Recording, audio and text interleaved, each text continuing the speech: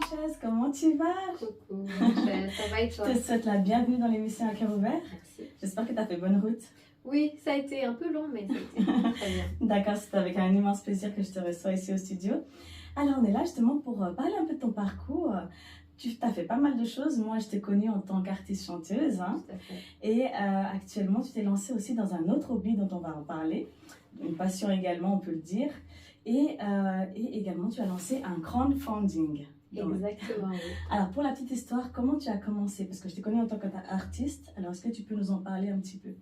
Du côté chanteur? Oui. Alors, la chanson, ça a toujours été quelque chose qui m'anime depuis toute petite. Je viens d'une famille où il y a beaucoup de musique qui résonne tout le temps. D'accord, on peut rappeler d'où tu viens? Du Cap-Vert. Donc, je viens dans ma famille, il y a beaucoup de musique, donc je pense que c'est toujours quelque chose qui a été en moi. Ça l'est toujours. J'ai dû faire un choix, ou la couture ou la musique, parce que les deux prennent beaucoup de temps, d'investissement. C'est pas juste arriver sur scène et chanter, non, il faut vraiment s'entraîner, etc.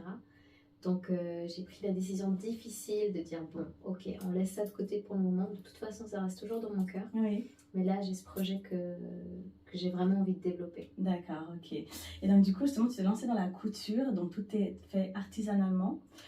Tu vas lancer ton atelier qui est très bientôt très très proche. Alors, ta marque s'appelle Baba Cool. Exact. Alors, est-ce que tu peux nous en parler? C'est une marque pour enfants. Tu peux développer un peu plus Oui. pour ceux qui ne te connaissent pas. Alors moi, je suis créatrice de vêtements, Oui. de formation. Donc c'est vrai que c'est pas quelque chose que j'ai beaucoup montré sur les réseaux sociaux. Oui. Et donc j'ai fait cette formation en Suisse et ensuite j'ai fait beaucoup de métiers différents dans l'administration, la com, l'audiovisuel, etc. Et puis c'était vraiment la chanson qui primait. Qui primait quoi. Ouais. Le reste c'était mon job. Et puis voilà, et c'est vrai qu'avec le Covid, comme beaucoup, il y a eu un retour aux sources. Et j'ai ressorti ma machine à coudre, je l'ai fait réparer, j'ai recommencé à prendre la main parce que entre temps il s'est passé presque 10 ans. Ouais. Donc il faut reprendre les bases. Et puis petit à petit, j'ai commencé à prendre la main, comme je disais. Et puis je me suis dit, mais attends, mais ce serait bien que je monte mon projet aussi à moi. Puis je travaillais aussi avec Madame Aizon, je pense que vous la connaissez. Oui, oui. On a fait une collection ensemble de tabliers, donc des accessoires pour la maison. Donc c'est comme ça que ça a commencé. Et puis j'ai eu envie aussi d'avoir mon projet personnel et j'ai commencé à faire des trucs pour les petits, avec des bavoirs qui n'ont pas du tout eu le succès escompté. D'accord. Et pourtant, c'est très utile. Comment ça se fait? Je sais pas, je pense que les gens ont trouvé très joli, Oui. mais n'étaient pas forcément réceptifs, en tout cas ne passaient pas à l'achat. Mais par contre, j'ai commencé à me faire remarquer aussi, et puis à avoir des demandes. C'est beaucoup les gens qui créent des articles finalement. D'accord. Et de fil en aiguille, oui je choisis bien l'expression, de fil en aiguille. On est dans le thème. Voilà. J'ai commencé à proposer diverses choses, toujours plus dans les accessoires, donc c'était des matelas allongés, des couvertures, des sets de naissance, vraiment pour les bébés. Et puis on a fait des jupes, donc ça c'était toujours aussi avec Madame Aizon qui m'a beaucoup aidée pour ce projet-là. D'accord, ok. Et je me suis dit, mais en fait c'est ça que j'ai envie de faire. Et puis il fallait trouver un nom. Je me suis dit, vu que j'ai commencé avec les bavoirs et que je voulais une petite touche capverdienne, je me suis dit, bah, je vais appeler ça Bab. Bab en créole ça veut dire la bave. Mais je voulais pas juste Baba, donc je me suis dit, Baba Cool, ça fait aussi un jeu de mots. Ouais. C'est prononçable pareil dans presque toutes les langues. Et puis finalement, ça me correspond bien et c'est resté, je suis très contente. D'accord, ok. Et donc du coup, tu t'es lancé Crescendo depuis 2020 déjà. Exact. Donc ça va faire 4 ans que tu es dedans. Et du coup, alors comment ça se passe au niveau de tes ressources? Est-ce que tu vas avoir des employés? Comment ça va avancer à ce niveau-là? Alors j'aimerais bien. Parce que quand c'est fait artisanal, c'est pas facile, parce que suivant les commandes que tu as, etc., comment ça se passe? Alors ça va, les commandes, comme je dis, c'est venu petit à petit. Ouais. Et puis effectivement, c'est ma propre production et il n'y a pas que la production. Ça, c'est quelque chose que les gens n'y pensent pas forcément, mais il a fallu faire un site internet. Le site internet, il faut l'alimenter avec des photos, avec des textes, faire des newsletters. Donc il y a tout cet aspect digital. Donc c'est une boutique en ligne. Et puis il y a les réseaux sociaux à gérer. Il faut quand même aller. Au début, je faisais beaucoup de démarchage envers les clients. des gens qui venaient m'écrire pour diverses choses. Je dis oui, mais si jamais t'as vu, j'ai fait ça et tout. Ouais, en passant. Voilà. Maintenant, je le fais plus parce que maintenant, on commence un peu à me connaître. C'est bien. Et puis, donc, je suis aussi à fond dans mon projet parce que ça grandit. Avant, j'ai commencé à coudre à la maison. Oui. Et puis, ça prend de la place. D'où le lancement de l'atelier. Exactement. Après, j'ai trouvé un petit atelier là où je travaille actuellement. Oui. Bon, ça fait 20 mètres carrés, c'est pas mal, mais c'est c'est à Prévrange, donc à côté de Morges. C'est pas un lieu où les gens peuvent venir comme ça. On ne me voit pas. En fait. Jamais on soupçonne qu'il y a un atelier de couture là-bas.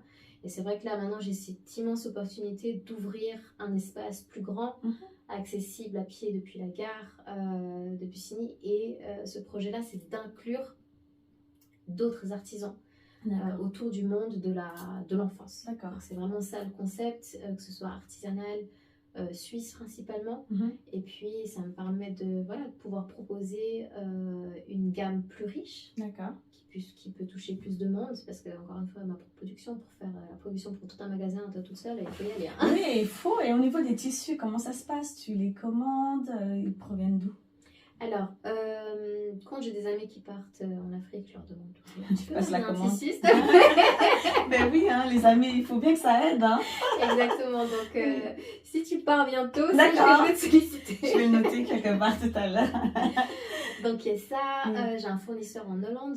D'accord. Que j'ai pu trouver, et puis à Paris sinon principalement. D'accord. Et au Cap-Vert même, c'est pas...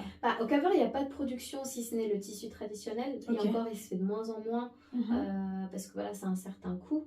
Et puis, donc c'est sur commande, c'est rare d'en trouver qui sont déjà prêts. Et vu que je suis spécialisée dans le monde de l'enfance, les tissus faits main sont magnifiques, oui, mais c'est pas adapté pour la petite enfance. D'accord, très bien. Et puis du coup, c'est de quel âge à quel âge, ta tranche d'âge pour les enfants? Alors, c'est de 0 à 8 ans. D'accord. Ça va aussi un peu avec ma fille. D'accord. Chaque année, je me dis, bon, allez, je fais un an de plus. Ah voilà, il faut s'adapter. Hein. C'est aussi mon modèle, c'est vrai. Trop bien. Et c'est plaisant de faire quelque chose que je peux voir aussi sur elle. D'accord, ok, très très bien. Et du coup, alors, est-ce que tu as pu trouver des sponsors? Comment se passe ce crowdfunding alors, justement? Alors, ce crowdfunding, on est allé un peu par étapes. Donc, c'était par cercle, on va dire. Le cercle d'amis, famille, etc. Et là, c'est vrai que je vise plus les entreprises. D'accord.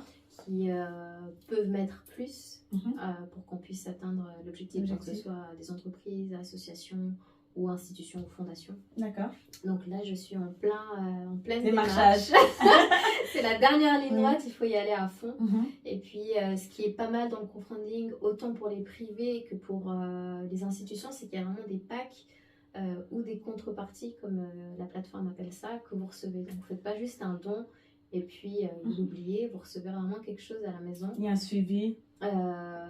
Oui, vous recevez quelque chose à la maison et puis vous avez un souvenir en fait. Vous dites ok, j'ai participé à ce projet Baba Cool qui, encore une fois, c'est vraiment un projet inclusif, durable et puis solidaire aussi. C'est quelque chose que on n'en a pas encore parlé, mais c'est vrai que je pense que ça vient de mon côté, de moi, de ma personne, mais aussi du fait de la musique. La musique, pour moi, c'est un partage. Je déteste aller sur scène toute seule. C'est vraiment quand je devais chanter juste micro-voix, ça m'embêtait. Donc, j'avais soit des danseurs, ou voilà, c'est vraiment, j'aime bien partager en fait ma passion et vivre un moment accompagné d'eux et avec un public. Et c'est vrai que ça, je l'ai intégré dans ce projet-là de par le partenariat avec d'autres artisans. Et puis aussi le côté social, entraide, inclusion. On va faire des actions. Oui, j'ai vu d'ailleurs notamment sur le site internet que tu récupérais les jouets, etc. pour les enfants. Exactement. Donc là, j'avais travaillé avec une association caverdienne, Ballon Azul, qui est basée en Suisse. D'accord. Ça veut dire ça veut dire ballon bleu. D'accord, ok. Donc le drapeau est bleu principalement, comme les requins bleus, l'équipe de foot. Petit clin d'œil. Et puis, donc j'avais fait des porte-clés que je lui ai offert et puis qu'elle a vendu pour pouvoir récolter des sous pour envoyer des barils, des fournitures scolaires. Très bien. Et elle fait vraiment les écoles une par une. Elle a des contacts avec les professeurs pour voir de quoi ils ont besoin concrètement et que l'action puisse se faire. Donc c'est ça le but de l'aspect solidaire, c'est de faire des actions ici qui aident des enfants ici et ailleurs, mais qu'on puisse avoir une traçabilité. Exactement. Pas comme dans ces grandes ONG où voilà, on sait qu'ils font des immenses actions, mais on n'a pas vraiment cette traçabilité. Et je trouve qu'en tant que contributeur, ça peut être un peu frustrant parce que des fois, on se demande. On ne sait pas où ça va. Voilà, on ne sait pas trop où ça va. Et il y a beaucoup de gens à payer avant de faire toutes ces actions. D'accord. Donc, c'est vraiment une partie bénévole. Et pour revenir sur cet atelier, justement, il sera situé où exactement? J'ai vu que c'était à côté de la gare de Bussigny. Il serait. J'aurais voulu savoir, est-ce qu'il y aura d'autres locataires? Est-ce que tu as déjà un peu des noms? Alors, les noms, non. Oui. Non, je sais que. Voilà. Il y a plusieurs structures. Hein. Oui, il y a plusieurs. C'est un grand quartier qu'ils sont en train de faire. Oui. Comme ils les font souvent au pied de la gare maintenant. Donc, Oui. 470 logements, fitness, non-stop. Comment c'est? Non-stop gym, je crois. Ouais, non-stop gym. Oui. Voilà. D'ailleurs, j'ai quelqu'un qui est à Bussigny et qui me parlait de ce quartier. C'est vrai? Oui. Bah, ce sera là-bas, c'est vraiment très très grand. Vraiment, il y a les rails de train et il y a le quartier là, il y a une crèche, il y a une onglerie, coiffeur, restaurant. Bien, d'accord. Et puis tout plein de logements. Il y a l'entreprise Coca qui est juste en face. Ok, super. Donc, ouais, il y aura du monde, il y aura du passage. D'accord. Ce sera très accessible. 10 minutes de Lausanne, je fais la promo. 1 minute de Renan. D'accord, bah c'est bien, c'est très très bien, c'est super. Ok, et est-ce qu'on peut rappeler l'objectif à atteindre de ce crowdfunding et où tu en es à peu près? Alors, l'objectif est à 25 000. Oui. Car on a un budget total de 80 000 francs pour les travaux uniquement. Ah oui, 80, c'est vraiment vos doigts. Hein. Oui. 80 000, hein, d'accord. 80 000 francs pour les travaux uniquement parce que c'est brut. Oui. Donc il n'y a vraiment rien. Il n'y a que les murs et le sol. Et l'arrivée de l'électricité. D'accord. Donc il faut tirer les câbles, etc. Donc c'est un sacré budget. D'accord. Donc c'est d'ici, on atteint ces 25 000, ce serait une très très grande aide. Là pour l'instant on est à 18% qui est à peu près un peu moins de 5 000. D'accord. Ok, très très bien. Waouh. Alors là, il faut y aller. Alors est-ce qu'on peut rappeler la plateforme sur laquelle il faut aller regarder? Oui, alors c'est sur la plateforme wemakeit.com.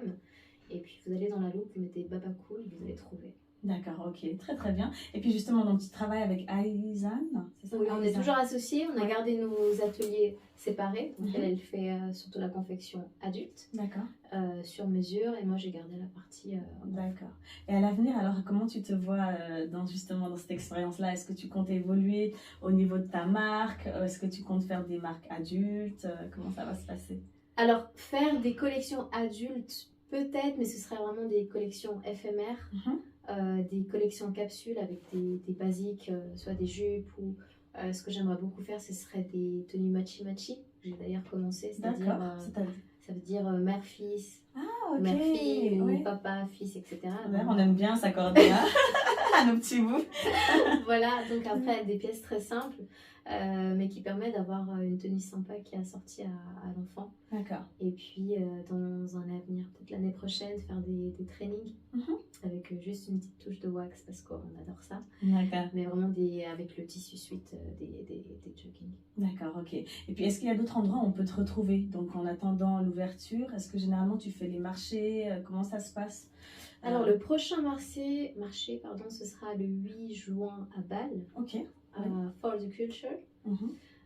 Pour l'instant, j'ai fixé que celui-ci car j'ai beaucoup de travail avec l'atelier qui est en construction. Donc cette année, je me suis limitée à ce marché-là et certainement le marché de Noël, mais je ne sais pas encore. D'accord, ok. J'ai envie de te poser une dernière question. Quel est un de tes plus grands rêves? Oula. Que ce soit artistique, musicalement, dis-nous tout. Alors, un de mes plus grands rêves, c'est ni musical, ni par rapport à ça, ce serait de faire un mini tour du monde en sac à dos ou en caravane. Avec ma petite famille. Ça sera pendant 3 mois, par exemple. Ok, super. Et est-ce que tu peux dire un dernier mot justement aux téléspectateurs qui nous regarderont durant l'émission? Alors déjà, merci d'avoir suivi l'émission. Merci beaucoup à Rachel pour ce que tu fais. Merci à toi. Sachez que ce projet, il inclut vraiment beaucoup de gens. C'est un projet auquel j'ai beaucoup réfléchi, qui me tient énormément à cœur et que je pense qu'il pourra aller très loin. Donc j'ai vraiment besoin de votre soutien. Comme j'ai dit, il y a des petits paquets, des petits cadeaux que vous pouvez recevoir et voilà, on peut construire un rêve, un projet ensemble. Voilà. Très très bien, merci beaucoup. Merci à toi. Et à vous tous, n'oubliez pas justement d'aller vous abonner sur ces différents réseaux, Instagram, la plateforme également We Make It, justement avec la petite loupe Baba Cool, pour ceux qui voudront justement soutenir ce projet. Et sur Instagram, c'est Tia Sanchez ou Baba Cool. Les deux, mais Voilà. la page de la marque, c'est Baba Cool. D'accord, donc n'oubliez pas d'aller vous abonner sur ces différents réseaux sociaux. Et à vous tous qui nous suivez, n'oubliez pas de vous abonner sur les différentes pages d'À Cœur Ouvert by Syrah Mori, YouTube, Instagram, Facebook, on est partout. À très bientôt, Tia. À bientôt, Rachel. Merci beaucoup. Merci à toi. Ciao.